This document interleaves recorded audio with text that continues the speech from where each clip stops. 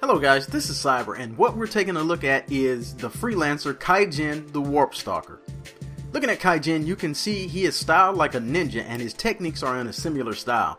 Kaigin is a close quarters fighter having only one ranged ability out of 5. Kaigin also has a passive ability where every successful attack on an opponent leaves that opponent void marked for a turn. A successful attack on a void marked target grants an extra 10 points of damage to that attack. The void marks look like a sparkling orb attached to the opponent. Void marks give Kaigin an advantage when landing attacks on a single target over multiple turns. Looking at Kaijin's stats, his health is on the low side at 135 HP. He's not too squishy, he can take a small amount of punishment before he goes down.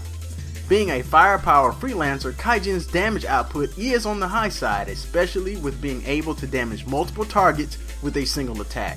His survivability is on the high side, balancing his lower health with escape mechanics in his abilities. This allows him to get in and out of fights with ease.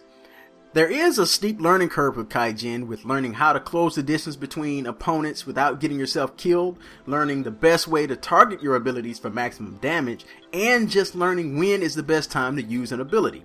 Hopefully with this guide you will get a jump start and you'll soon be warp stalking around the field like a pro.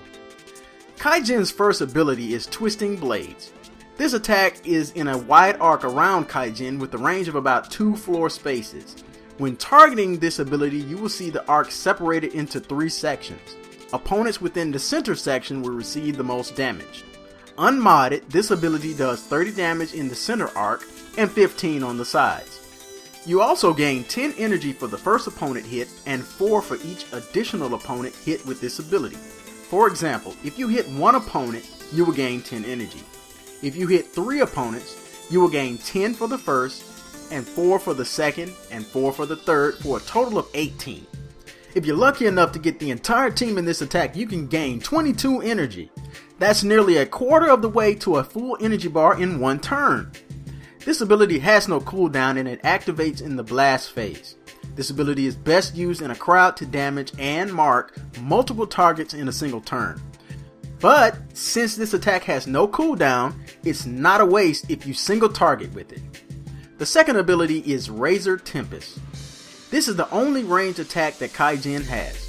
He throws out 3 shurikens that travel in a straight line at a range of about 8 floor spaces. When targeting, you can fan out the direction of the individual shurikens and target multiple opponents if you like. Unmodded, this attack hits for 20 damage. If you choose to hit a target with multiple shurikens, they do an extra 5 damage. For instance, if you choose to hit an opponent with 2 shurikens, this will equal out to 25 damage. 20 for the first hit and 5 for the second. Razor Tempest has a 2-turn cooldown and activates in the blast phase. This attack is great for damaging and marking from a distance. Plan your moves to close the distance after this attack because of that 2-turn cooldown. Kaijin's third ability, Void Strike, doubles as an attack and a utility ability. Void Strike teleports Kaigin to a space next to an opponent and he does a slash attack to that opponent while landing on the selected spot. And he is still allowed to move at the end of the turn. Unmodded, this ability does 30 damage and gains 12 energy, and has a cooldown of 4 turns. This ability can be used to close the distance with opponents, or you can hold it in reserve as an escape mechanic when you find yourself in trouble. The range on this ability is about 4 floor spaces, so if you're holding it to get yourself out of trouble, you will have to keep an opponent within range. The fourth ability is Shadow Stalker.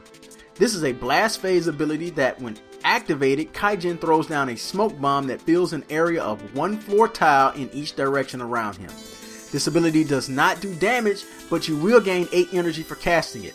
Opponents in this area will have their vision blocked until the end of the turn, and Kaigin will also gain invisibility. This ability is great for masking the movements of yourself and your team.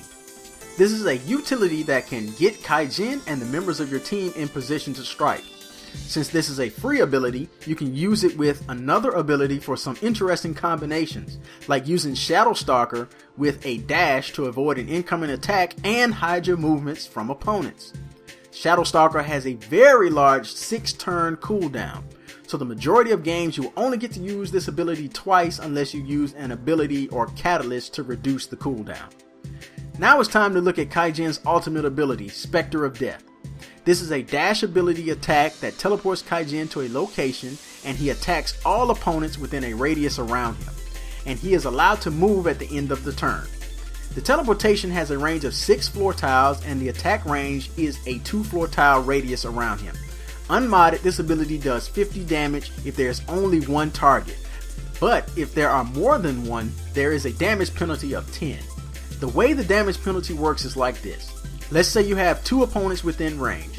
That second opponent reduces the damage by 10, and both opponents get hit with 40 damage. If there is a third, the damage would have been reduced by 20, and each opponent would take 30 damage. Starting out, Kaigin has the Phantasmal Fury mod equipped, which reduces this damage penalty to 5 instead of 10. And with that, I hope this guide has been helpful, and if you like this video, hit that like button, and if you want to hear more like this, hit that subscribe button. I want to thank you all again. This has been Cyber.